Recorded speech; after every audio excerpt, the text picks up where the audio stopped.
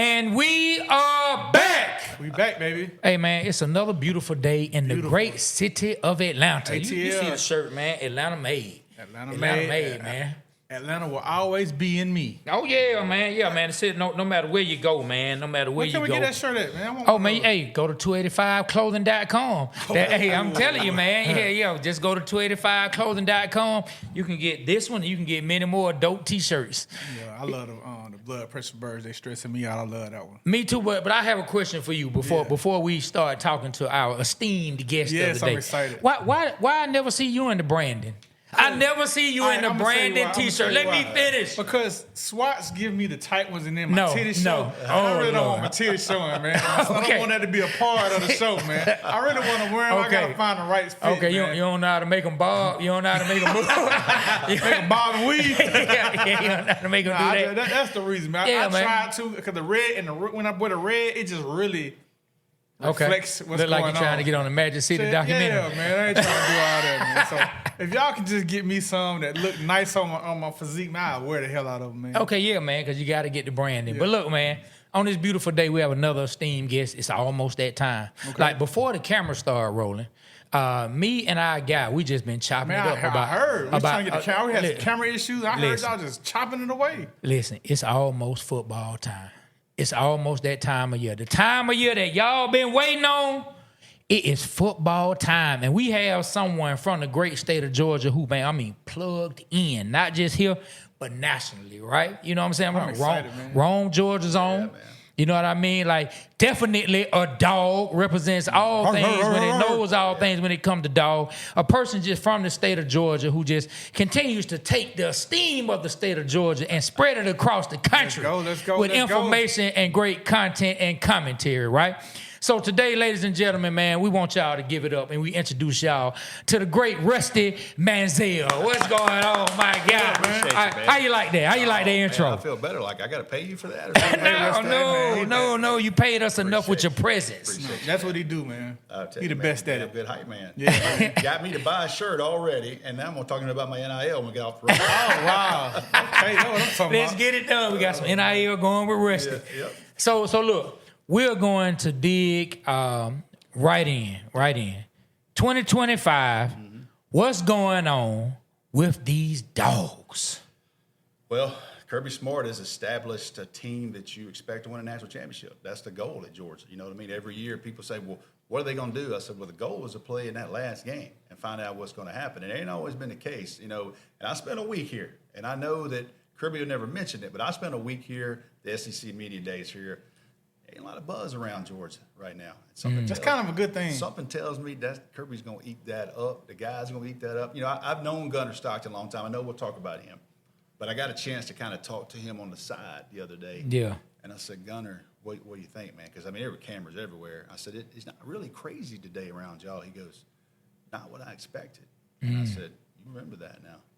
Ain't a whole lot of people thinking a whole lot of what's going on around here. And I just kind of, he nodded his head and said, yes, sir. I think they got the message this week that don't forget about the team that won in that building right there against Texas about 9 months ago. They handled business in that building, and we'll see. But listen, it's Kirby Smart. It's a team that can win it. And I don't think there's an alpha team in football this year. I really don't, man. I think if we had this conversation last year, I'm telling you it's Ohio State. I'm telling you going in it was Ohio State. I don't care how much they spent. They had freaking dudes. You know what I mean? And they should have won it, I thought, and they wind up winning. Almost didn't. Yeah, but they did. But as I talk to you right here, I'm not sure there's an alpha team, and I don't know that anybody has. Georgia's got a good chance to win national champions. Anybody else does. You know, I saw something the other day when I was just scrolling, and you know the pandemic. Yep. It gave a lot of kids extra years. Mm-hmm. Those kids are now gone, so the team is not as experienced. Teams aren't experienced. So I saw something about we have the talent, but we don't have the experience. Yep. What do you guys say about that? Yeah, because if you're at Georgia, I consider you one of those. You're basically one of those 1% aliens. You know what I mean? Like just because you haven't played, don't mean you're not an NFL guy or you play the Georgia standard. Yeah. So I think they got a lot of younger guys that you're going to learn their names. But you walk in that room right now. I said this a long time ago, and the Georgia fans kind of remembered it. And I wasn't taking a shot at Georgia. They almost beat them. But I walked into State Farm in 2017. Or the national championship between Georgia and Alabama on Media Day. Okay. And I looked at Georgia when they walked in, And I was like, they got some guys. And I watched Alabama walk in. Georgia didn't look like Alabama, 1 through 85. We had some big dudes, but we didn't look like Alabama 1 through 85. I know exactly what you're saying. They didn't look like Georgia 1 through 85. But when you look at Georgia right now, 1 through 85, they look, there's no difference in Ohio State and no difference in Texas, Alabama. They look the same. They just got some younger kids that's going to get their opportunity. I think that's what's exciting about Georgia. They got all these young kids, and now it's time for them to go. You know what I saw? I'm sorry, Trey. You know what I saw when I looked at the recruiting in the Georgia roster? 6'7", 6'9", 6'11", 6'5". I'm like, what in the frick is going on? So when I pulled up and saw the Overtime Elite building right here, the first thing I thought about was Jazeer Jackson, who played on LeBron's basketball team. Okay. He's 6'10". He transferred over to football. This dude's 6'10", 310 pounds playing at that time and can damn bend. Wow. He's having to learn to play football. Yeah. But like he's 6'10". The guy that's playing in front of him 6'6". The freshman, we talked about Westlake, Warren Gaston, true freshman at Georgia. You better know his name. Okay. This dude is 6'8", 300. That's what I'm telling you, man. Wow. That's all I saw. So when I tell you, I hate to use I don't like to use the word freak. It gets thrown around so much. But I'll damn sure say alien because there's not many. 6'10", bro? These dudes are 1% people. You know what I mean? 1% humans that play that, man. Big-ass kids. To be that big and to be able to move. Yes. I don't think I've ever seen a football player that's 6'10", except the ones I created on my dad. I think it's his birthday today, is Bernard Williams. Okay. He played tackle for Garrison Hurst and Eric Zion. Yeah. He was a first-round draft pick. He coached high school football here in Georgia, in Douglas County. He's 6'9.5". Yeah. Biggest guy I've ever seen in person, ever, of anything, was Jonathan Ogden. Ogden man. was a beast. Dude, Ogden How tall was he? About 6'9". I saw him in Vegas one night. First ballot. Dude, I saw him come through the hallway at the Bellagio. I'm talking about dude blocked everything out. Light, everything. Yeah, that's dude I've ever seen. That's how I felt the time we ran into Gronkowski down in Miami. I was like, this is one of the biggest human beings I've ever seen. Like I walked right past him, and I'm like you said, I'm the size of like what a safety would be. Of course, I'm not in shape. I know that. You know what I'm saying? But I'm about the size of what a safety would be or a cornerback. And I walked right next to Gronkowski. I'm like, man, they got to tackle this dude. And think about him in the red zone. You know, you can't do nothing with it. Georgia's got a true freshman, Elias Williams. I'll give you a name. This kid's 6'7". Yeah, tell us about him. Tackle, a tight end, 6'7.5". He's from Camden County. You know, a lot of people try to compare him to Darnell Washington, who was I remember him, number one. Yeah, Darnell was like 6'7.5", like 280. Okay. This joker right here, Elias Williams, 6'7.5", 225. Wow. Now he might not start, but I guarantee he's gonna get some balls in the red zone for that reason. Yeah. You're gonna put a 6'2" safety on a dude at 6'7" who was an AAU basketball player. The last thing on Elias, 3 or 4 years ago, I got a call from Champ Bailey. Okay. And Champ said, "This is the only player Champ's ever called me about." Wow. He said, "Rusty, we got a kid in Charlton County, where he's from, in Folkestone. Okay. In the swamp."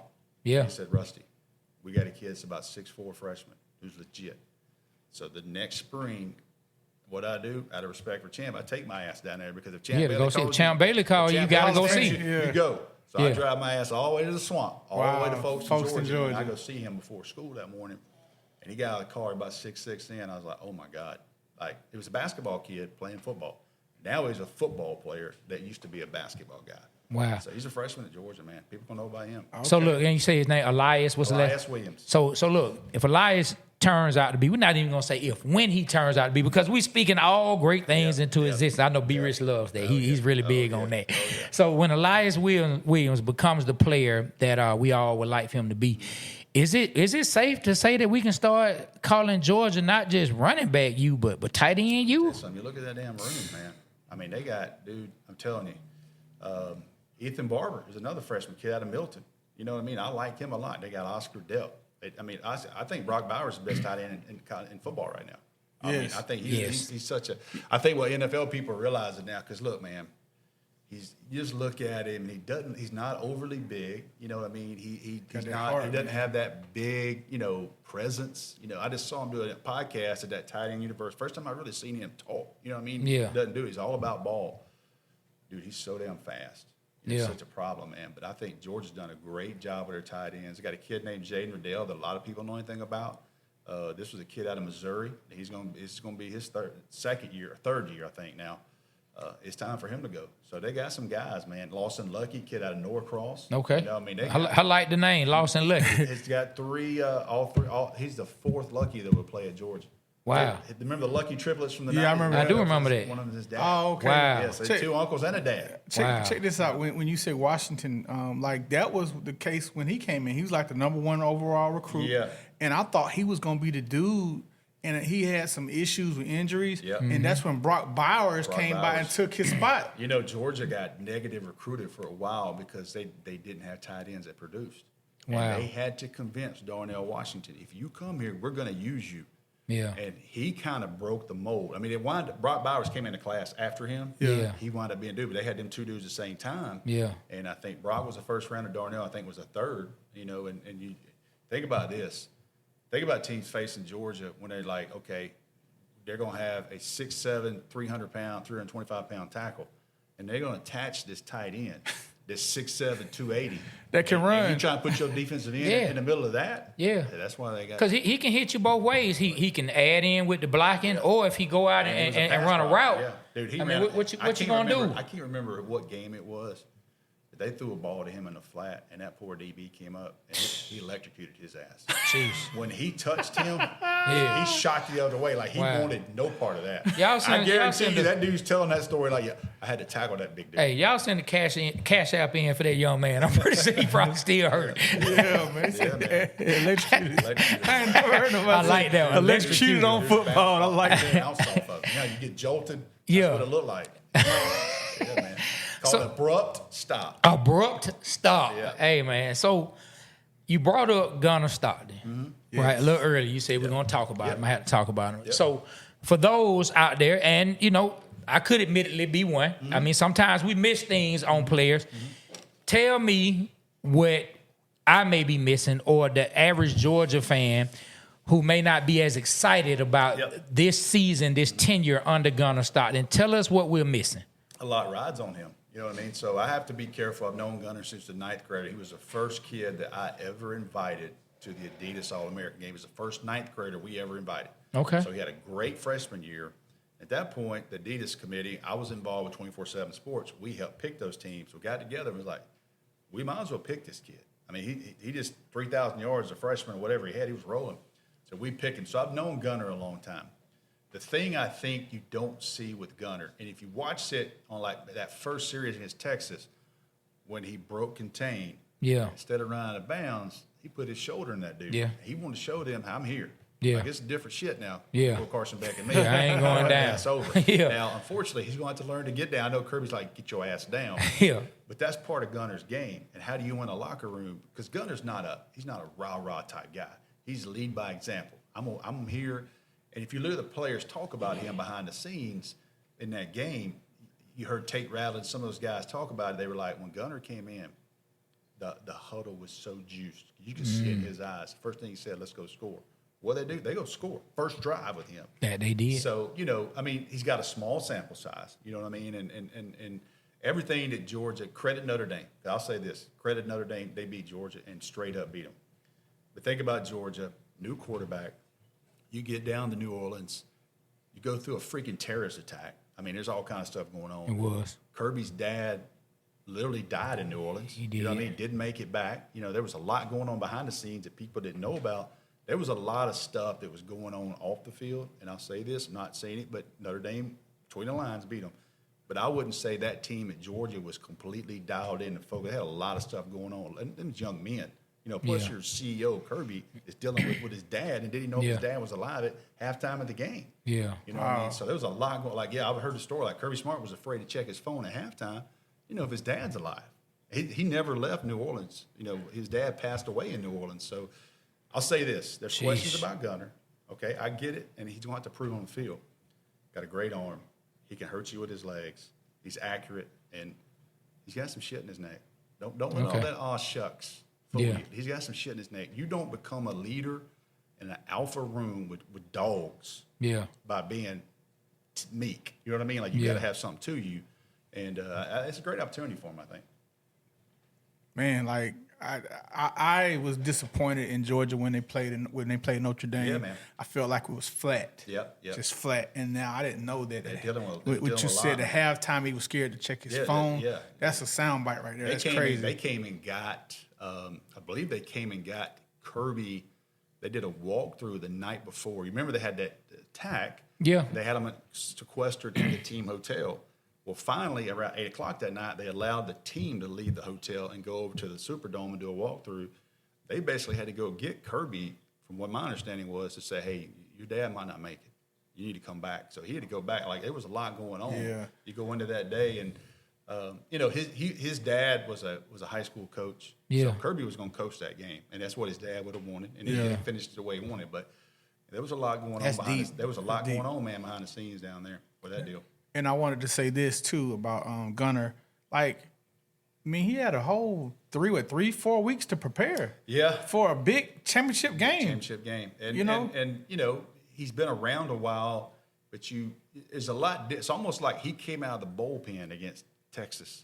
He pitched the 7th, 8th, and 9th inning and got it done. He did. They got it done. Now against Notre Dame, you got to be on the bump from the first inning, and they know it's you for a month. Yeah, and they're going to throw some things at you hadn't seen no matter what. And listen, now Notre Dame was damn good defensively. They were. Ass on I'm not going to take anything from credit them. Credit them, and they were really good there. I would just have liked to seen them play with just give Gunner a few games and see what happens, but. We're going to find out. We're going to be okay with him? I think Georgia's going to be fine. People say, the question is, can Georgia win the national championship with Gunner Stockton? Yes, they can. They got the right pieces around him. It's not going to be on Gunner. He's not going to have to Johnny Mansell at every game. It's don't turn the ball over. Use these big-ass wide receivers you got. They went out and got wide receivers, plain and simple. Kobe Young coming back for Georgia. This dude's 6'5.5". You got Noah Thomas from Texas A&M, who was 6'6". You got, Zachariah Branch, the kid they got from USC, who's I'm telling you, this dude, talking about different now. We're going to talk about Ladd in a minute. You're talking about change of direction and hurt your ass in the slot. They got him. They got these two freshmen. They got C.J. Wiley from Milton.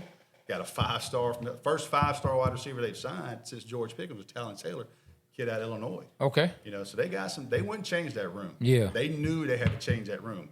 So is it all going to be on Gunner? No. Just get the ball to your people got to make plays. Get the ball to playmakers, man. You know what I mean? And make plays. And what do we have to do to get this running game back to the level that we are accustomed to? I mean, even when Georgia had down years from the win and loss column perspective, we still had a dominant and a running game that had to be reckoned with. Like, what do we have to do to get it back? I have had that question more a million times. I'm confident in this. I guarantee you that has been a huge focus in the offseason. What the hell happened? How can we fix it? They got new linemen. They got 4 new linemen. You know what I mean? So I think that's going to be a huge deal. There's a freshman. Nate Frazier is that guy. He is. I like Nate Frazier. I told you. I got so mad when we wanted to give him the ball. Nate Frazier, that guy. Let me tell you something. Well, he had some security issues. He coughed the ball up a couple of times. I heard he had one practice at Georgia, back in the fall, where he coughed it up like 3 times. And that you do that. Oh, you do that, you might not get the opportunity. But I think all that got fixed. But what he's the ball. He's just natural runner. This kid, Bo Walker, who's from Cedar Grove. Okay. Freshman, I'm telling you now. He better than Nate. I don't know he's better, but he's going to help. What's his name? Bo Walker. Bo Walker. Bo Walker from Cedar Grove, from the east side. I'm telling you now. He's special now. And I love that damn word. I don't know who started it, but I love that contact balance. Contact balance.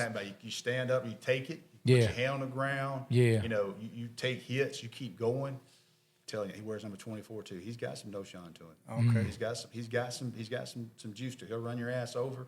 Spring game, he looked great. I'm telling you, Bo Walker. Walker. Go back and watch this. I like the name. I mean, look, you got Bo Jackson, Herschel Walker. Yeah, Bo Walker. There you go.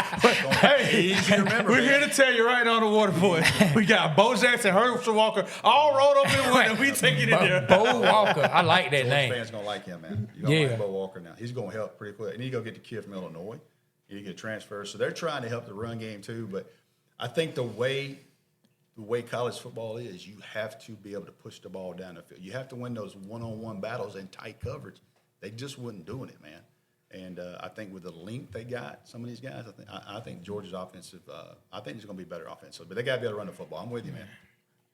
Hey, I want to ask you a question. We had Quincy Carter on, and we put out a clip talking about UGA, the black quarterback versus the white quarterback, and we're quarterback, we're UGA fans no matter what color they are. Yep. But one question that was going on in our comments, which went crazy on TikTok, what's up with the black quarterback at Georgia, and why don't Georgia, it appears, to recruit a lot of black quarterbacks, like the kid Juju that went to Colorado.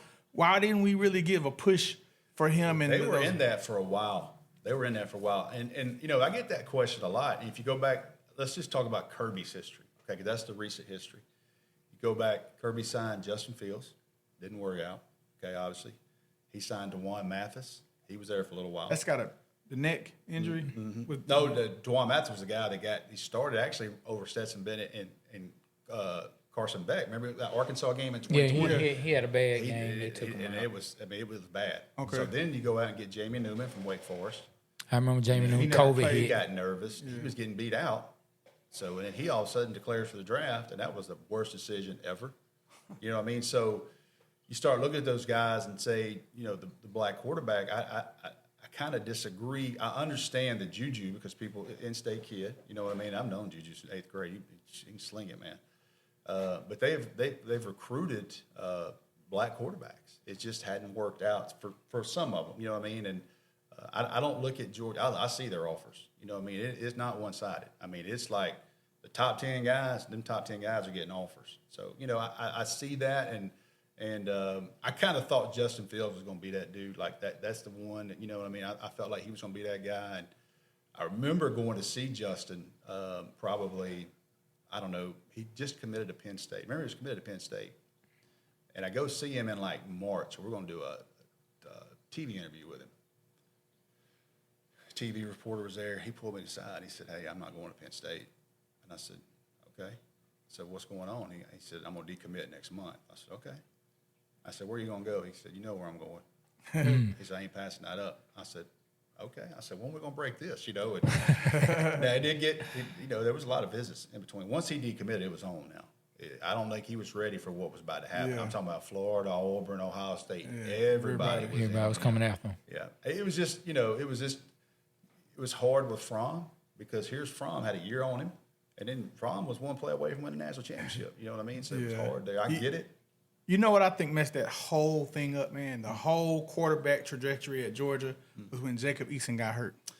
Yeah. I think they had Jacob Eason and they had Fields gonna come. They had Fromm there, but they didn't really think that. Yeah. So Fields gonna be next. But once he got hurt, Fromm came in, did his thing, and then that just kind of messed up the hierarchy. Yeah, and you know what, man? I got to say about Jacob Eason because this is a kid. He was fire, wasn't he? Jacob Eason, I'm telling you, he could throw it right here and knock that damn Mercedes building Benz down. He had a damn arm. Now the problem with Jacob, he was so damn big.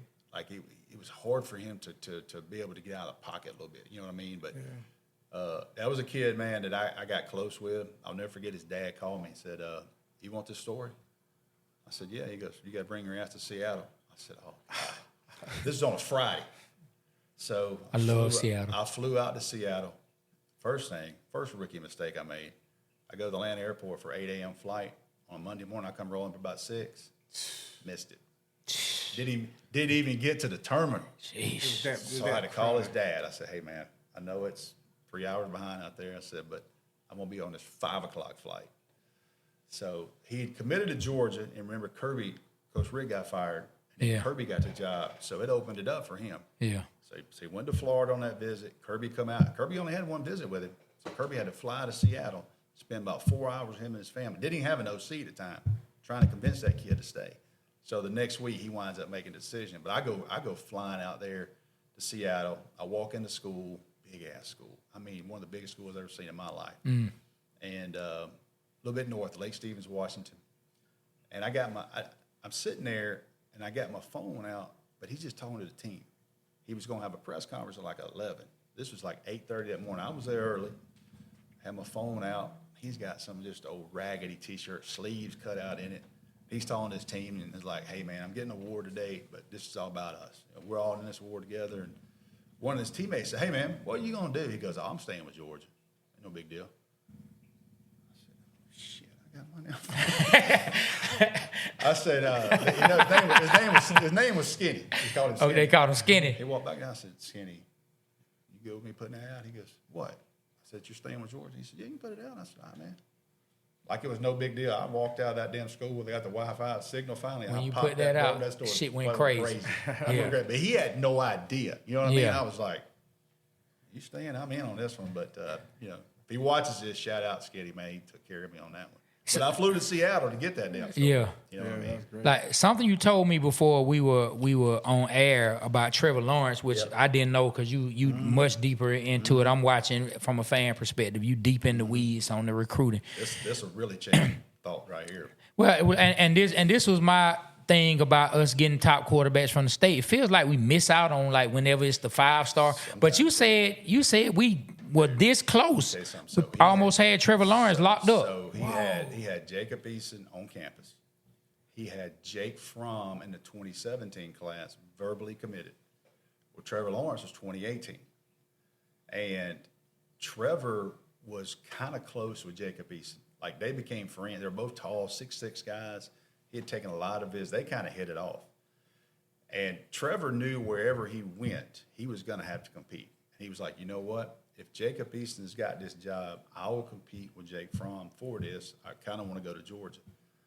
And so that June, this was right before his junior year, I think. June, right before junior, had his 2 freshman, sophomore years, unbelievable. Just had beat Buford in the state championship. He was rolling.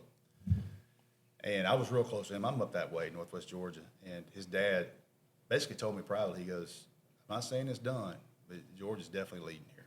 Wow. So they went on a visit in June. He spent 2 days in Athens. He hung out with the players, saw how practice was. His dad called me at the end of June. He said, hey, it's unless something crazy happens, it's Georgia. He said, we're going to take 2 more visits at the end of July. Trevor wants to make this decision before football season. He wants to get out of the way. Because at that point, media was at practice every day. Yeah. Trevor goes to Georgia on a Thursday and Friday. About right now, right before the season, at the end of July, he goes on a Thursday, Friday, him, his mom and dad, the whole shebang. Stay. His dad calls me, said, we're going to go to Clemson tomorrow like we promised him. They go to Clemson for 1 day now. Credit Dabo. He got that thing stopped because he knew they were about to go to Georgia. Yeah. He just said, look, this is what you do. Don't make any decisions. Play the year out. Just shut it down. Say you're not going to do interviews. Just take your time. And then when you're ready to make a decision, you don't have to do anything right now. Credit Dabo because he stopped it. It was about to be done. Wow. And he got him to stop. And Trevor called me. He goes, hey, I'm not gonna make a decision. I'm going to put it off that football season. I said, I get it, you know. Yeah. So I'm sitting there on like a Tuesday night in December. Like a Tuesday night, never forget it. About mid-December. Get a text from Trevor, and he said, hey, can you talk? And at that point, I was like, yeah, I talk to him once every couple of weeks. I called him, I said, what's going on, Trevor? He said, hey, Mr. Mansell, how you doing? I said, doing good, man. What's going on? Nothing. He said, well, how's the family? I said, doing good, man. I'm sitting here watching Christmas Vacation or something, you know. So what are you doing? He goes, I just committed to Clemson. And I went, oh. Grabbed my laptop. I said, you put that out anywhere? You said anything you know about it? He goes, no, I just got off the phone with Coach Sweeney. I said, oh, okay. I said, you good with me putting that out? He goes, yeah, that's why I called you. Bam. I mean, it was like, wow. I broke that. I grabbed my laptop and I broke it like while I'm on the phone with him. Yeah. So I knew when that broke, I was like, this thing's about to get crazy. Yeah. So I kept him on the phone like 5 minutes. I'm like, what's going on, man? How's everything else going, you know? Yeah. And I'm sitting there taking the quotes, and I'm like, I'm going to own this story for 5 minutes before everybody gets it. And I'm telling you, I had him on the phone for 5 minutes. But it was funny because I talked to his dad not too long ago, and he told me a story about Kirby running into Trevor in the Bahamas. Okay. And he said, please tell us this story. He said Trevor came up, and Kirby was sitting down eating, and Trevor, they were there at the same restaurant. Said Trevor came up and just hit him on the chest. Said, what are you doing, Coach? He said, damn, last time I saw you, you were going somewhere else.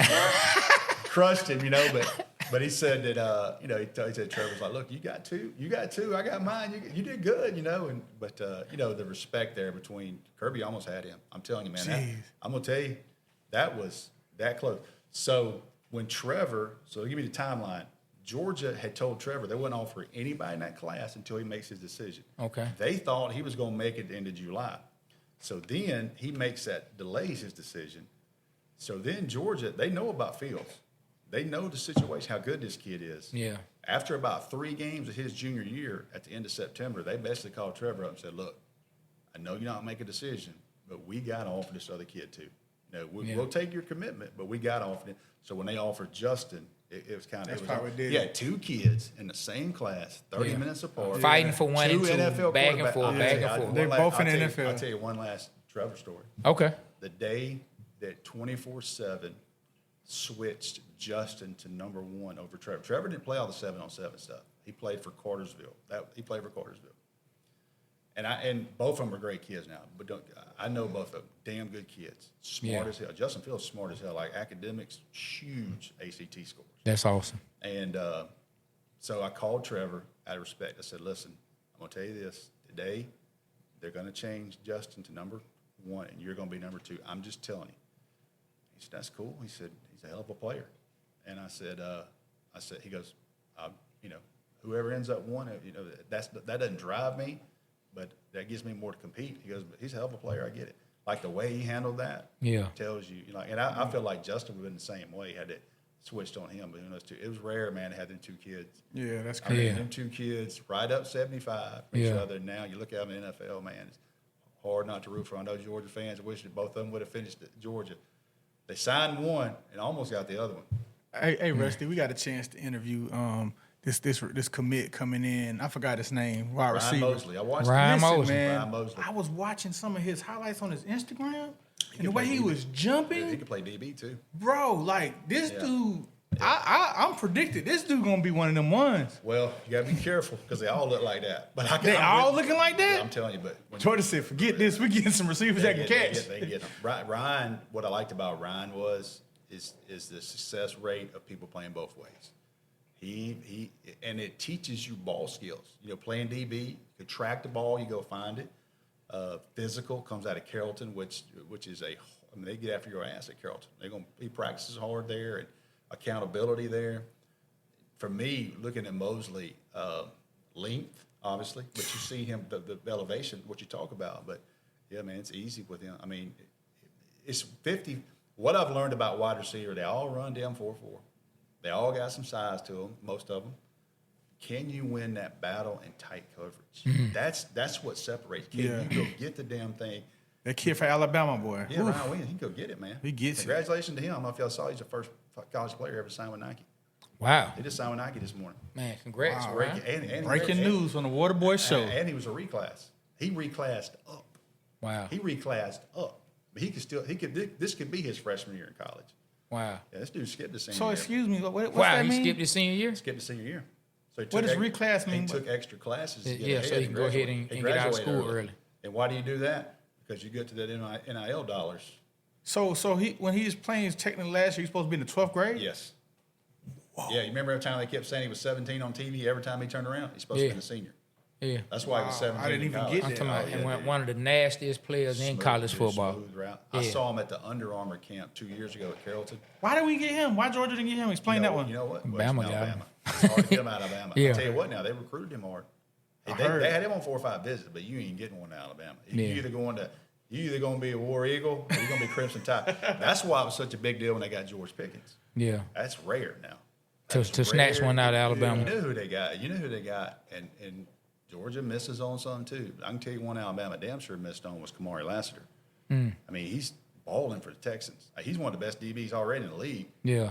When I go break his story, I'm telling you right now, I got off the interstate on the University of Alabama exit. Mm-hmm. Like he's on their street. He comes to Georgia. He's a freaking All-American, second-round draft pick from the Texans, right up the street from Alabama, which is rare. Yeah, that's crazy that they missed out on it. They had some other guys kind of ahead of him. Yeah. But I'm going to tell you something, Kamari Lassiter, when he put damn Luther Burden in a casket. They messed him I ain't heard from Luther Burden in 2 years. Electrocuted him. He put his ass in a casket. He put him night-night. They put Kamari Lassiter on Luther Burden one-on-one. I still ain't seen Luther Burden. Hey, Rusty, I'm really enjoying this. I really want to have something where I'm pretty sure Trey would love this, something to where we could do something regular with you, like with some of the high school stuff, going to some of the high school games, man. Like, I think we want to incorporate more high school football and highlight that, man. I would love for you to be a part of that with us, man. I'm willing to do whatever.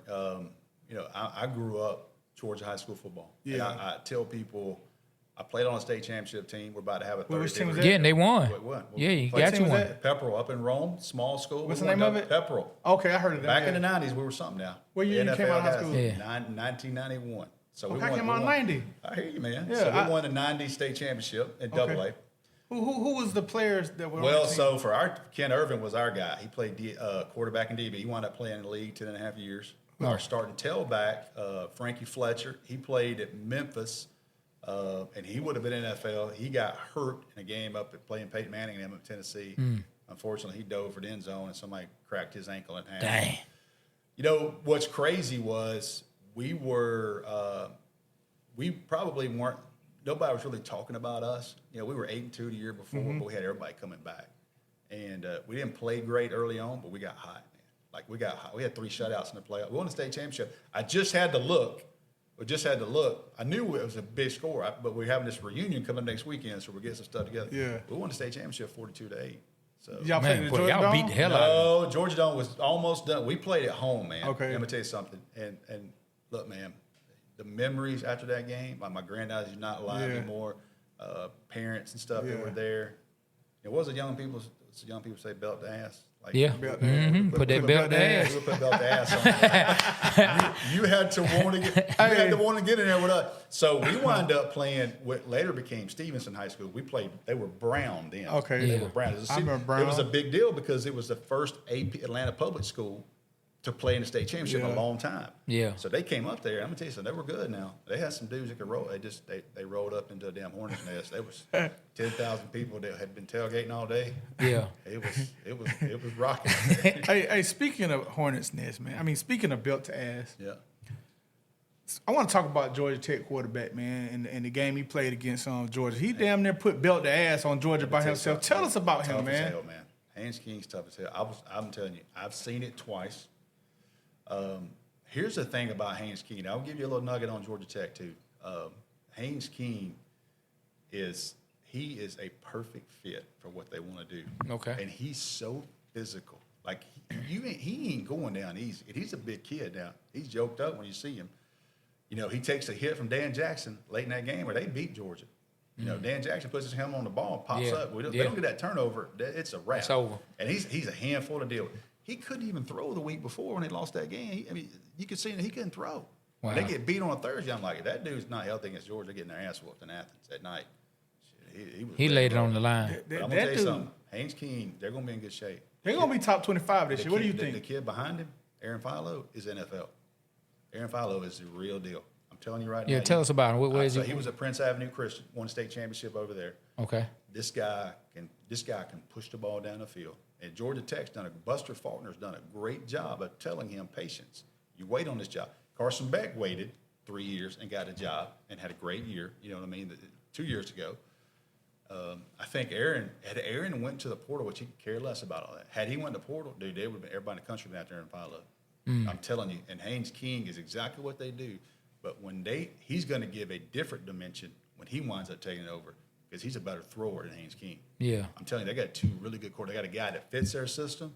They got a guy in Aaron Philo. I'm telling you, man, this kid's special. I've known him for a while and know his makeup. This dude, he's going to be a problem, man. So for the Georgia fan watching this, it ain't good news. They still got a guy. Do you think Georgia Tech will be top 25 I this year? think they can. Yeah, they should. And they're the right conference, man. The ACC, like they're physical. They got to quit losing games they're not supposed to. Like, they'll have 2 games a year. Like, what the hell happened? You know what I mean? You can't add that. I think Brent Key's recruiting right in the fact that they go get – he knows what he's facing in Georgia. You got to have big-ass dudes. And you look at their offensive line, what they've done the last couple of years, and they get a kid like Eric Singleton was a dynamic playmaker. And obviously, when he went in the portal, it was a lot of money that was going to be involved to keep him. They probably made a decision, hey, we can get a couple of D linemen or a couple of offensive linemen. Yeah. We got to have that guy. And he went to Auburn and made his decision, which is good for him. But I think that Brent Key understands you got to win up front, and that's the biggest change for Georgia Tech. They look big up front. They're physical as hell. Well, that's one of the things we talked about when we talked about my good friend, a friend of yours as well, P. Dukes. Yeah, Shout out to P. Dukes. What up, P? Yeah, so when he Dukes came, Scoops, baby. yeah, Dukes Scoop. So when he came by, he talked about this recruiting class that's coming into Georgia Tech and how Tech fans really should be excited about and what Brent Key is doing. Tell us a little bit about that. You know what I mean? They go get a kid, Josh Petty, 5-star offensive lineman at Fellowship Christian. And I think it's unfortunate. Yeah, big dude. Yeah, I think it's unfortunate with him because, like, he's a year or two away. But he's like 6'6", 255. He's going to be 6'6", 290 in a minute. Now, is he ready to play right now? No, he's not. But they don't win that battle 2 years ago. They go get a 5-star with potential. This is a kid, a high school wrestler, had a hard time holding weight because he was wrestling. But he could have went anywhere in the country. You know what I mean? Yeah. So Tech's going out to get a kid named Tay Harris from Cedartown. We don't talk about Nick Chubb, I'm sure. Yeah, I heard about Tay Harris. Can freaking roll. Yeah. I mean, this dude, he decommitted from Clemson. Yeah, I heard about him. It's a safety, come downhill, knock your ass out. Tough-ass Georgia kid. And I think what Georgia Tech's done well is winning in-state kid battles. Yeah. Yeah. Well, we have to talk about. So one of the first conversations we had on DM, right, when we talking and we're starting to get to know each other, we started joking around about how you said Lad McConkey always brings up that you had it wrong Yeah, I want to hear this. when it comes to recruiting and things like that on Lad McConkey. Please break that down. So I got a chance to see he was at North Murray. And I had all these people, because I'm from Northwest Georgia. He's from real North Georgia. Like, he's 20 minutes from Chattanooga, North Wow. Georgia. Yeah, I'm an hour from Chattanooga, hour and a half. He's 20 minutes. Yeah. Middle of nowhere now. Beautiful, beautiful place he's from. And everybody up there is like, you got to see this kid play Lad McConkey. Didn't go, but he wound up coming to a 7-on-7 camp in Rome, down at Darlington High School, a couple of schools. And I was like, I'm going to go see this kid. Because his coach, Preston Pogue, was in my ass about, we got one. And then he played high school quarterback. Okay. So I go see Lad, and you look at him, man. I mean, I'll just be honest with you. He's 5'9.5". What? 180 pounds. What? I see a million kids that look like that. And, he's kind of twitchy a little bit. And I'm like, yeah, okay. I don't, I will say, I looked at him, and I'm like, he was committed to UTC. Up in Chattanooga, I thought, that's a good level for him. I just don't think this kid's like that. 5'9", of course not. Yeah, I don't think he's like that. He's a Smurf. Yeah, well, so I just happened, though, in my defense, to watch Dalton that day, and they had a little running back who was a sophomore by the name of Jameer Gibbs. He caught my attention. He caught my attention really quick, and I've seen Alvin Kamara the whole time from the time he was 10th grade on, and I go look at this guy. I was like, this is Kamara right here. That's exactly who that is. Nobody knew anything about him. Luckily, I put a tweet and a video out because I still got the video. Yeah. But I see him catching the ball. So I went 50-50 that day. I had an NFL first rounder that I was right on. Yeah. But I damn sure missed Lad. But I'll tell you this, the story's out there. Lad McConkey at North Murray, they go into Calhoun. They've never beat Calhoun. Powerhouse up there.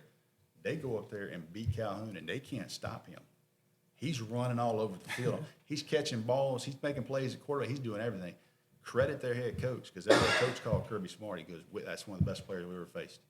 So he called Kirby. So Georgia knew a little bit about him, but when somebody like that, another guy stamps you, that's kind of where it snowballed. That's kind of how it started.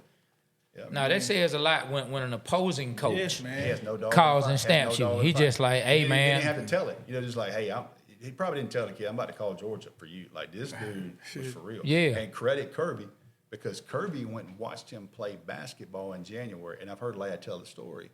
He goes, man, I was so damn nervous. I was shooting air balls, couldn't move. He said, I was a nervous wreck because I knew I was playing for an offer. Yeah. And credit Georgia. You know, Lad McConkey grew up a huge Tennessee fan.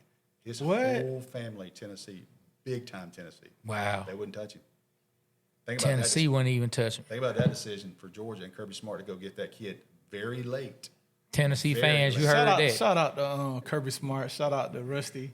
Hey, man. Tennessee fans, did you hear that? Y'all wouldn't even touch them. They knew that. They trust me. The real Tennessee fans know that was a. I mean, if you go by the eye test, I mean, you just have to look and listen. You just doubted him. And I'd say this too, because every kid now comes up to me, every parent, like, he's the next Lad McConkey. I was like, no, he's not. I hate those kind of comparisons. Still be a good player. Yeah. Doesn't mean your son comes up. That's rare. Yeah, it is. And then you go watch him. Now I've seen him up close. When you go watch this dude run routes, it's unbelievable stop, and change the direction. So let me tell you, I don't think Lad, and I've said this before. I've said it amongst friends. I don't think he got enough credit for what he did at Georgia. Yeah, played on a great team too. Yeah, because even when you would hear the pundits, or even when us as casual fans or whatever, well, we're in the media now. Yeah. You know what I mean?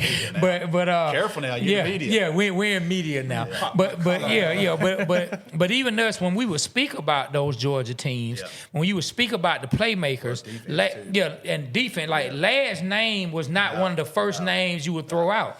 But when you look at the plays that were made on that team when they needed it, Lad was right there front and center making a lot of those plays. He caught some balls at Ohio State game. He catches that 2-point conversion. If you go back and watch the rowdy around that 2-point, he broke that kid off. That kid fell down. He broke that kid off. I mean, just the routes he ran and what you could do with him. And unfortunately, man, I've told this before.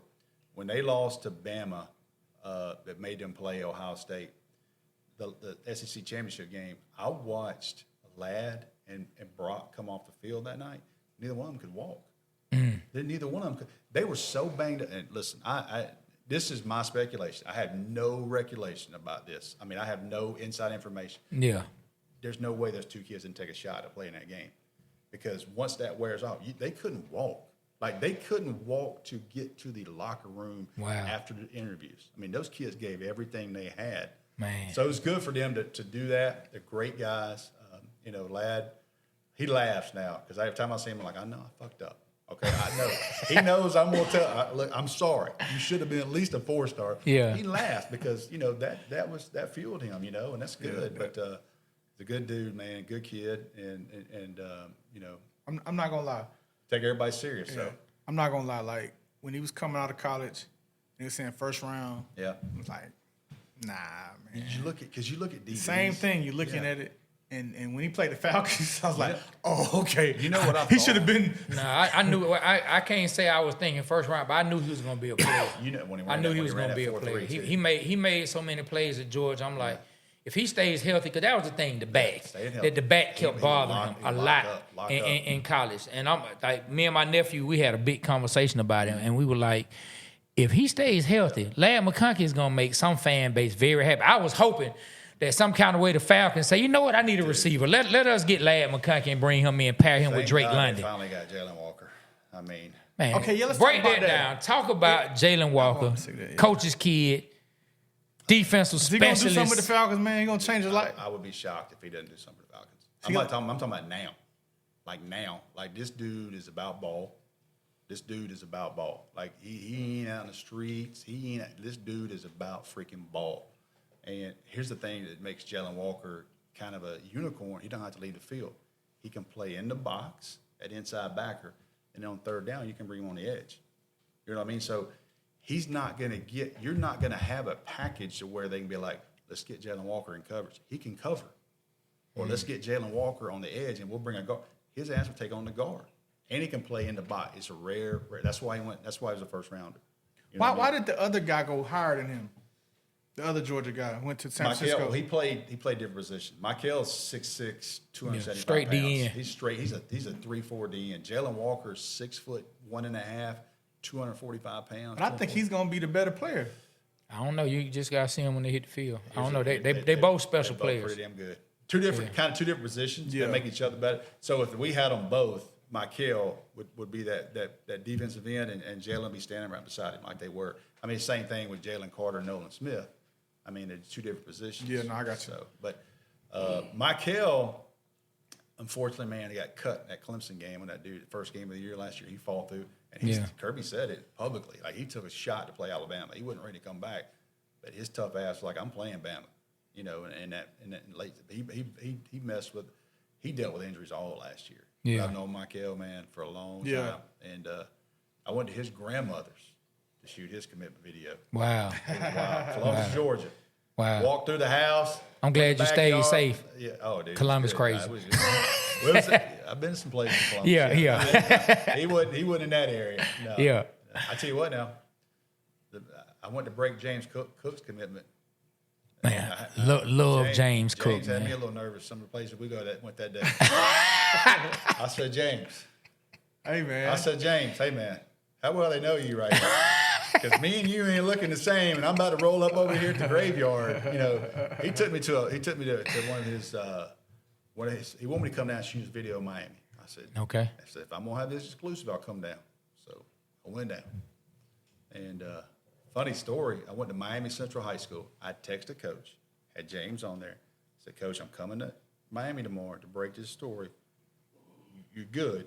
He goes, yeah, good. He said, whatever James needs, you come on. I go down at like 1 o'clock, and I'm thinking I'm going to meet with James at school. And when school's out, we're going to go wherever he wants to go. He wanted to go a couple places, do some shoots and stuff.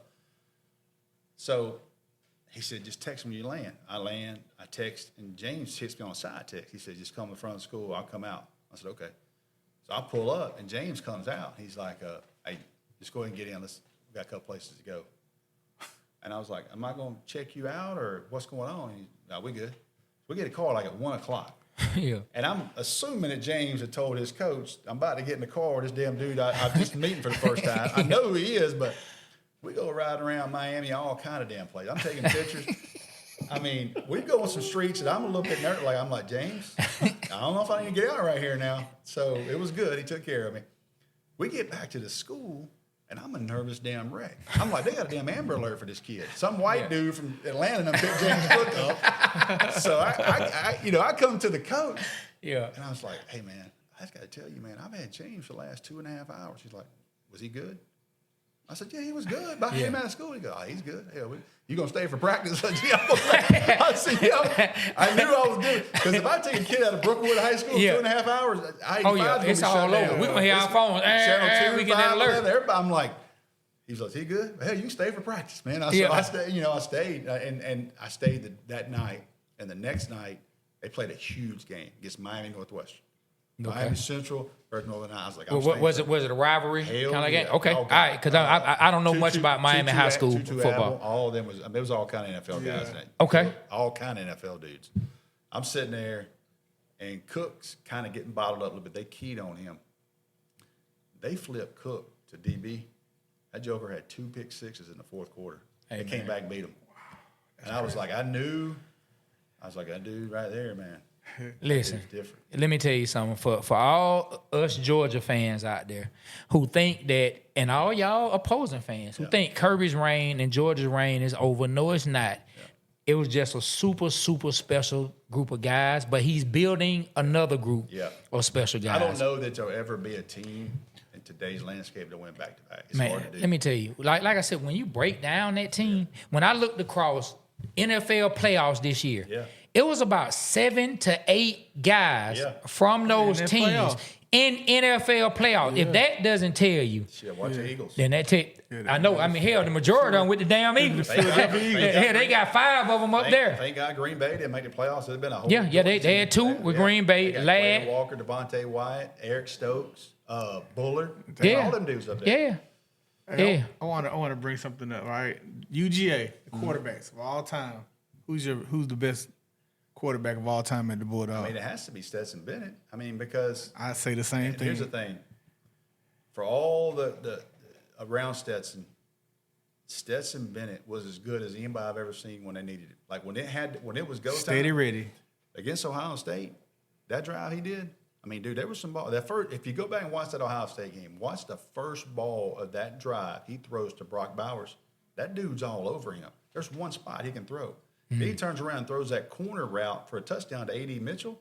I mean, he anticipates that. I was in Indianapolis when they played Bama, that national championship game. And when Bama took that lead in the fourth quarter, I thought, damn, here we go again. They for whatever reason, they own this damn team. From that point on, I think Stetson Bennett in 2 drives was 8 for 8 for 2 touchdowns. Man, bad. He the best. The moment was never too big for him. Now, you can look at David Green, who won a bunch of big games. You can look at DJ Shockley, who won the SEC championship. Eric Zier is one of the most underrated players ever at quarterback. All these guys that have history and won those games, but nobody's got the resume of Stetson Bennett. Because, yes, did he play with a great defense? Yes, but you think about these big games, they had to outscore Ohio State. They couldn't stop them. They couldn't stop C.J. Stroud. They had to outscore Alabama. They had to have 2 drives in the fourth quarter. It wasn't just suffocating. Like, they had to have drive. They had to have him. And I mean, it had to start and stop with me, Stetson Bennett. Man, well, Rusty, we like when you're having fun. They say time flies when you're having fun, and we are at that point. So I don't know if B Rich has another question, but I. Well, because we really up against it, you know. What I'm saying? Our guys telling us we got to wrap up. Okay. So what I do want to ask you, and it could be tough. B Rich could be wanting to ask you something similar because these are type of questions. Were you thinking about asking anything Mount Rushmore-ish? No. Okay. Well, I do want to know that if you had to give your Mount Rushmore of UGA running backs. That's a great one. For me, it would have to be Herschel Walker, Garrison Hurst, who got robbed in the damn Heisman. He knows I'll still talk about that. I'm still pissed off, Garrison. I would say Todd Gurley, just because of the fact of how he impacted the game. And I can't give a Mount Rushmore of Georgia without Nick Chubb. Mm-hmm. And I'll tell you why. Because that dude gave everything to Georgia. And there might be some guys with some better stats, maybe, and all that. And there's a ton of damn good players. But I don't know if there's anybody, and I showed you some stuff off the air that can't really talk about yet. But University of Georgia meant something to Nick Chubb. And it still does, and it always will. I mean, that dude is a dog. Literally a dog, and you want somebody in your corner like that that's going to fight to his last breath for University of Georgia. Those four, for me, be hard to get past that. Man, I almost got chills I when did you too, talk man. about that, man. It's one of my favorite interviews, man. I ain't gonna lie. But what I want to ask you, man, real quick, just briefly, one of my all-time favorite Falcons, Deion Sanders. Yeah, man. What's going on up there with him? I mean, it seemed like some health issues, and I'm starting to see them saying that Colorado is falling off or something. What's going on? Let me tell you something, and Dukes will tell you this. Colorado is click central, man. Because you can write something about them, and you're going to get clicks. You know, people that don't have a damn clue what's going on in Colorado are trying to write about Colorado. You know what I mean? And Deion, listen, I wish we could talk more about him with the Falcons because that was my dude, man. And I was in Fulton County when he ran that punt back. You was there? Oh yeah, man. I was in Fulton County a lot. I mean, I got my heart broken there a couple times, but I would go to Fulton County, man. In fact, when you walk in my office at my house, I may or may not have a wooden sign that says "Welcome to Atlanta Fulton County Stadium." Just in case somebody tries to come get that thing, I may not have that. But every day I go to my office, it's welcome to Fulton County. So I'm prime time, Dirty Birds, all back in the day. I think Deion's done a great job because Colorado was absolutely shit, man. I mean, they were absolutely nothing. Terrible. I mean, now they were 9-4 last year. You had Travis, you had Shador, you had all these guys. I just think when Deion first took that job, I was like, man, what's he doing, man? He's not going to want to do this. I know he thinks he wants to do this. At Jackson, I was like, he doesn't want to do this, man. He proved me wrong. Like, I don't doubt him. You know, I mean, can he – the problem I think that Colorado faces is there's not enough D1 players in that state. So they have to win a lot of battles. There's still something to be said, man, about going out there and getting coached by him. And now he's produced. Now he's 9-4. If he has a good year this year, if he goes 9-4 again this year, 8-5, whatever it is, in a kind of a rebuild year, he'll have that on his plate to say, hey, we're still here. My son's gone. Travis is gone. We're still here. We're still rolling. Yeah. Man, well, Rusty, thank you for coming by. It's a whole lot of questions that I didn't get to ask you. We like if you would grace us with your presence again, we would love it because we didn't even talk about Mark Richt. Yep. You know, and I know there are a lot of people and ourselves would love to hear more about Mark Richt. That dude, I got some great stories on Mark. Yeah, because you know, Georgia, we all about Kirby at this point, but Mark Richt was great in his own right. He never won the big one, but he was a great coach. He was close. He was, and I would love to hear about it. But Rusty, we appreciate it. Appreciate you, man. Appreciate y'all having me, man. We appreciate it. We appreciate it. Hey, look, Atlanta, like we always tell you, we represent Atlanta because Atlanta represents us. Thank y'all. Going over to 285clothing.com. Get you a little merch and, keep rocking with the Waterboyz Show, Atlanta's #1 sports podcast. On behalf of myself, Trey, my partner, B. Rich, Rusty Mansell, and Aaron, Pittman, the Waterboyz Show, we are out. Kill the camera.